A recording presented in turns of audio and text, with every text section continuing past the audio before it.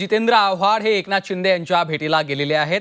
एकनाथ शिंदे यांच्या ठाण्यातल्या घरी जितेंद्र आव्हाड त्यांच्या भेटीसाठी पोहोचल्याची माहिती समोर येते। या भेटीचं नेमकं काय कारण आहे अद्याप समोर आलेलं नाहीये। मात्र जितेंद्र आव्हाड हे एकनाथ शिंदे यांच्या भेटीसाठी पोहोचल्याचं कळतं आहे। एकनाथ शिंदे यांच्या ठाण्यातल्या घरी जितेंद्र आव्हाड त्यांच्या भेटीसाठी पोहोचल्याची माहिती समोर येते। राष्ट्रवादी काँग्रेस शरद पवार पक्षाचे आमदार जितेंद्र आव्हाड हे एकनाथ शिंदे यांची भेट घेण्यासाठी गेलेले आहेत। एकनाथ शिंदे यांच्या ठाण्यातल्या घरी जितेंद्र आव्हाड गेल्याची माहिती आहे। जितेंद्र आव्हाड एकनाथ शिंदेंच्या भेटीला पोहोचलेले आहेत। एकनाथ शिंदे यांच्या ठाण्यातल्या घरी जितेंद्र आव्हाड त्यांची भेट घेण्यासाठी पोहोचलेले आहेत। या भेटीचं नेमकं काय कारण आहे हे अद्याप समोर आलेलं नाही।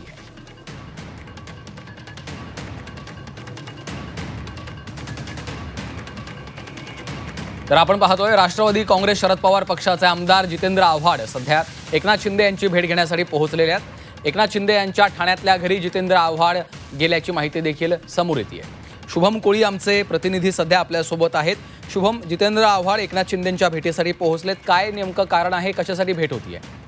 निश्चित पाहिलं तर गेल्या अर्ध्या तासांपासून जे आहे तर आमदार जितेंद्र आव्हाड असतील, त्याचबरोबर उपमुख्यमंत्री एकनाथ शिंदे यांच्यासोबत एक बैठक जी आहे ती ठाण्यातील शुभदीप निवासस्थानामध्ये पार पडत आहे। आपण पाहिलं तर पुण्यामधील जो गुंडराज सध्या वाढत आहे तो गुंडराज नेमका कोणत्या प्रकरणावरून उसळतोय याचाच विचारण्याकरिता जे आहे ते आमदार जितेंद्र आव्हाड हे शिंदेंना भेटण्याकरिता गेले असलेली शुद्ध माहिती जी आहे ती आव्हाडांनी दिलेली आहे। परंतु वेगळ्याच चर्चा ज्या आहेत त्या राजकारणामध्ये रंगू लागल्या। कारण आपण पाहिलं तर आव्हाडांच्या बाजूच्या सीटवर जे आहे त्यांचाच एक कार्यकर्ता जो बसला होता, जो कार्यकर्ता जो आहे तो गेल्या काही दिवसांपूर्वीच राष्ट्रवादीला त्याने आव्हाडांना सोडचिठ्ठी देत त्यांनी दादांची साथ त्यांनी घेतली होती। परंतु 2 दिवसातच त्या कार्यकर्त्याला देखील घर वापसी जी आहे ती केलेली आहे। आणि अशा सर्व विविध गोष्टीवरून जे आहे ते आमदार जितेंद्र आव्हाड असतील ते एकनाथ शिंदे यांना भेटण्याकरिता त्यांच्या ठाण्यातील शुभदीप निवासस्थानी जे आहे ते पोहोचलेले आहेत। त्याचबरोबर पाहिलं तर गेल्या अनेक दिवसांपासून आमदार जितेंद्र आव्हाड जे आहेत ते महादेव मुंडे प्रकरण असेल किंवा ठाण्यातील मनसे कार्यकर्त्याची हत्याचं प्रकरण आहे त्यांना जे आहेत SIT स्थापित करावी अशी मागणी जी आहे एकंदरीत धरून घेत आहेत। आणि या सर्व प्रश्नांना अनुसरून जे आहे आमदार जितेंद्र आव्हाड एकनाथ शिंदेंना भेटण्याकरिता गेले असल्याचं बोललं जात आहे।